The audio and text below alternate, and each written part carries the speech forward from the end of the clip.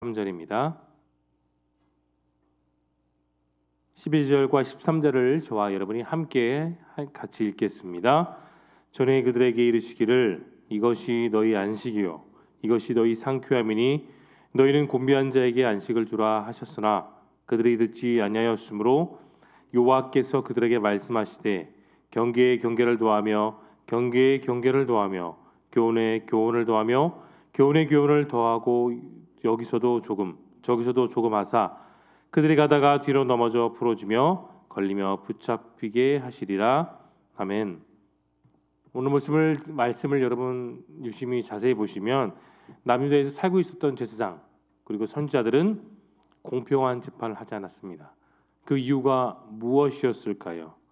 그들은 하나같이 주정뱅이처럼 술에 취한 술꾼처럼 살았습니다. 알코올 중독자처럼 술독에 빠져 술이 주는 그 기분에 맞춰 그 본능에 따라 그들은 그렇게 살고 만 것이죠. 술로 인해서 이성이 흐려지게 되니 잘못된 생각을 하고 잘못된 판단을 하게 되었습니다. 또한 그들은 선지자 이사야의 말을 조금도 주의 삼아 듣지 않았지요. 그저 그런 교훈에 지나지 않는다고 이사야를 폄하하고 깎아내리기와 바빴습니다. 이사야는 자신을 비방하고 하나님의 말씀을 듣지 않았던 그들에게 오늘 11절 말씀처럼 하나님의 준엄한 심판이 임할 것을 엄중히 경고한 것이 오늘 본 전체의 내용입니다. 이 내용 같이 일벌을 보겠습니다. 남유다 제사장과 선지자들은 포도주와 독주로 인해 어떠한 잘못을 저지릅니까? 그들의 걸음걸이가 온전치 못했죠. 7절 말씀을 자세히 보시면 그들이 마신 술로 인해 앞으로 걸어야 되는 것임에도 불구하고 그들은 술 취해서 옆걸음을 걷게 됐습니다. 그러다 보니 비틀거렸지요. 정말로 중요한 재판에서 그들은 바른 판단을 하지 못하는 그런 지경에 이르렀습니다. 2번입니다. 남유다 지도자들은 이사야의 경고와 가르침에 어떤 반응을 보입니까? 이사야에게 술주정뱅이의 모습을 들켜버렸던 남유다의 모든 제사장 그리고 지도자들은 조롱하기 시작했습니다. 이사야가 하는 모든 말, 모든 예언, 그 활동에 대해 다 그들은 하나같이 폄하하고 말았습니다. 이사야가 하는 말은 여러분 하나님이 주신 예언의 말씀입니다. 오죽하면 그가 하나님의 예언의 말씀을 받아 나체로 살지 않았습니까? 하나님의 명령, 하나님의 말씀이 아니라면 여러분 그 명령은 쉽게 감당할 수 없는 이사야의 삶이었습니다. 이어서 연구와 묵상을 보겠습니다. 남유다의 제사장과 선지자들은 왜 이사야가 전한 말씀을 조롱합니까? 여러분 물론 남유다의 제사장, 선지자들은 제사와 예배를 주관하도록 그렇게 교육을 받은 사람들이죠. 전문적인 지식과 교육을 밟고 전문 종교 지도자로서 살아갔습니다. 그것은 여러분 분명한 사실이죠. 그러나 그들은 이사야의 가르침에 어떻게 했을까요? 어떠한 감정을 보였습니까? 분노했습니다. 같은 위치에 있는 사람에게 계속해서 가르침을 받아야 되니까 그들 스스로도 봤을 때 감정이 상했던 것이죠. 원래 모세 이후에 세워진 선지자는 하나님의 의지와 그 생각을 백성들에게 전하는 중직자들입니다. 그리고 제사장은 어떤 사람이죠?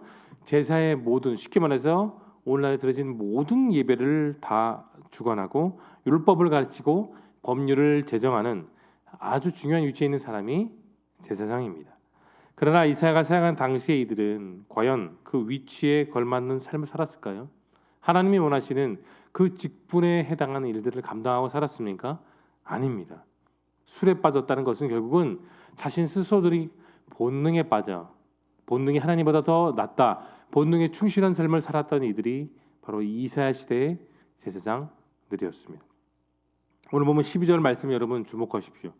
하나님께서 허락하시고 지정하신 그 안식일, 그 계명들을 그들은 무엇보다도 잘 지키고 살았어야 되지만 지키지 않았습니다. 안식일을 지켜 거룩하게 지내야 되는 그 십계명의 말씀을 그들은 아주 가볍게 하나님의 말씀을 만유리 여긴 것입니다. 사랑하는 성도 여러분, 이사야의 예언은 곧 하나님의 예언입니다. 이사야를 조롱하는 행동은 결국은 하나님을 조롱하는 행동과 직관되는 것이죠.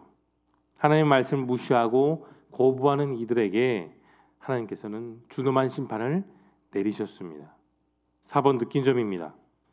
남유다가 하나님의 말씀을 조롱하고 가볍게 여기는 모습을 보며 여러분 무엇을 느끼십니까? 여러분 예배가 약화가 되면 나의 삶 역시 약해질 수밖에 없습니다. 우리는 그러한 삶, 그러한 모습을 갖고 살아가는 크리스찬입니다. 하나님 말씀 앞에서 우리는 누구보다 더 신실하고 정직하게 살아가야 됩니다. 그런데 오늘 말씀을 자세히 보시면 그런 선지자와 제사장 그들은 결코 그들의 모습을 지키지 못했습니다. 하나님 앞에서 말씀을 부정하고 술과 향락에 빠졌기 때문에 결국은 그들의 나라, 그들의 백성들이 완전히 다 무너지고 만 것입니다. 오늘 말씀의 예언인 말씀을 깊이 우리는 바라봐야 될 것입니다. 크리스찬의 삶은 나의 믿음과 영성 그리고 신앙심을 온전히 말씀을 통해 지키며 살아가야 됩니다. 그런데 그 신앙심이 무너지면 무너질수록 내 인생 자체의 무게와 그 중심도 역시 다 무너질 수밖에 없습니다. 그 신앙 앞에 내가 아무리 지금까지 살아왔던 삶이 바르고 정직해도 내 신앙이 무너지면 모든 것이 다 무너집니다. 여러분 대부분의 크리스찬들은 듣기 좋아하는 말씀, 내가 듣고자 하는 말씀에 집중할 때가 많습니다. 그러나 진정한 크리스찬들은 어떤 사람일까요? 내가 원하는 말씀만 듣는 게 아니라 66권의 모든 말씀을 다 나의 인생의 말씀, 나의 소망의 말씀, 나의 비전의 말씀으로 여기며 다 받아들이고 따라갑니다. 그 모든 말씀을 듣고 바라고 소망합니다. 그런데 우리는 언젠가 하나님의 엄격한 두려운 말씀이 있고 그 심판이 있다는 것을 기억하고 우리는 두렵고 떨리는 그런 마음으로 하루하루를 살아가야 합니다. 하나님을 무시하고 조롱하는 이들의 삶에는 무엇이 남아 있을까요? 비참한 삶만이 있을 뿐이죠. 이 세상을 조롱하고 또 핀잔을 주기 바쁘던 남유다의 선지자들과 제사장들은 결국은 하나님의 진노를 피하지 못했습니다. 이들은 하나님께 집중하지 않았죠. 뭐에 집중했을까요? 자신의 본능, 세상적인 향락, 세상적인 삶에 집중했습니다. 기도 역시 그들에게는 사치였습니다. 기도하지 않는 것은 결국은 하나님을 따르지 않는 삶입니다. 기도하지 않는 것은 하나님을 멸시하는 것이죠. 말씀을 따라 살아가지 않는 모습 사람들의 전형적인 특징들이 기도하지 않는다는 겁니다. 기도하지 않는다는 결국은 하나님을 부인하는 것이고 그분이 내 삶에 존재하는 것을 인정하지 않는 것과 똑같습니다. 기도하지 않으면 어떻게 될까요? 여러분 신앙은 점차 퇴보할 수밖에 없습니다. 하나님으로부터 우리의 삶은 멀어질 수밖에 없습니다. 오늘 본문에 나와 있는 그 남유다의 선지자와 제사장들은 가장 중요한 하나님을 가까이 하는 삶, 바로 기도를 소홀히 했습니다. 여러분 기도는 하나님의 도우심을 온전히 느끼고 그분이 나의 삶에 거하시는 것을 날마다 생생하게 느끼는 증거가 됩니다.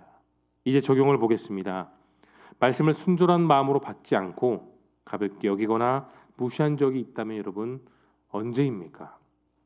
하나님의 말씀을 무시하거나 여러분 복종하지 않으면 오늘 본문 속에 나와 있었던 그 남유다의 모든 선지자들, 제사장들과 같은 삶을 살 수밖에 없는 겁니다. 그분의 음성에 귀를 기울이지 않으면 우리는 어떠한 계획이 있다고 할지라도 우리의 계획들은 다 실패합니다. 이런 이유로 우리는 하나님의 말씀을 지켜야 되는 본문이 정말 중요합니다. 말씀을 가볍게 여기고 무시하는 그런 마음은 결국은 넘어지는 인생이 되고 마는 것이죠. 사랑하는 성도 여러분, 우리는 무시가 아닌 내 본능이 아닌 순전한 마음으로 모든 생명의 말씀을 받아들이는 그런 저와 여러분 모두가 될 수 있기를 소망합니다. 말씀대로 사는 삶에는 물론 여러분 평강도 있고 기쁨도 있고 기도의 응답도 있습니다. 하지만 고난도 있고 실패도 있고 낙심도 있는 것이죠. 그럼에도 불구하고 말씀을 잘 지키고 순전한 마음으로 받고 살려고 노력할 때에 우리는 우리의 삶 속에 거하시는 하나님을 만나게 됩니다. 여러분 흑암이 있는 상황 가운데서도 하나님의 뜻을 따라 따라간 성도들에게는 한 줄기 빛이 있습니다. 희망이 있습니다. 그 희망이 무엇일까요? 하나님의 순종하는 마음으로 살아갈 때 그 삶에는 반드시 희망이 증거됩니다.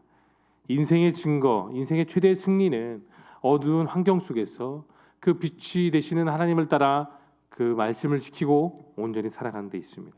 부족한 내 자신을 이기는 힘, 그것은 온전히 주님을 따르는 삶입니다. 요동치는 그 물가의 속에 살아가는 것이 저와 여러분의 인생일 것입니다. 그러나 그 모든 파도를 잠잠하게 하시고 고요하게 하시며 우리 삶을 계속해서 항해하게 하시는 그 주님을 오늘도 의지하시기를 축복합니다.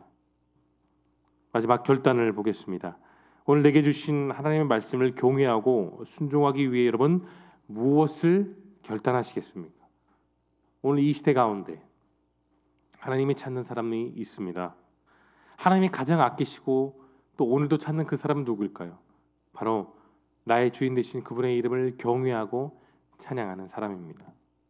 하나님을 경외하는 사람이 되려면 늘 하나님께 내 시선을 집중하고 또 그분의 말씀이 내 삶 속에 이루어질 것을 기대해야 합니다. 전능하신 하나님께서는 우리에게 말씀을 주셨습니다. 우리는 그 말씀을 지키고 그 말씀을 의지하고 그 말씀만이 오늘을 살아간 나의 희망이 될 것을 여러분 기대하십시오. 세상 사람들과 다르게 우리는 하나님을 경외하며 살아가야 됩니다. 그 경외는 여러분 그냥 하나님이 두려워서 바짝 엎드려 떠는 것이 아닙니다. 하나님을 사랑하고 하나님을 오늘도 신뢰하며 하나님을 바라보는 그 삶, 그것이 경외입니다. 하나님을 또한 경외한다는 것은 내 삶 속에 하나님만을 의지하고 그분을 오늘도 존귀히 여긴다는 것이죠. 하나님을 내 삶 속에 가장 앞에 두고 살아가는 것이 경외입니다. 내 삶의 가장 우선순위 되시는 그 주님을 믿고 따르는 이 연휴 시작이 될 수 있기를 소망합니다. 그래서 내게 주신 생명의 말씀으로 오늘 살아가는 저와 여러분 모두가 될 수 있기를 예수님의 이름으로 축복합니다.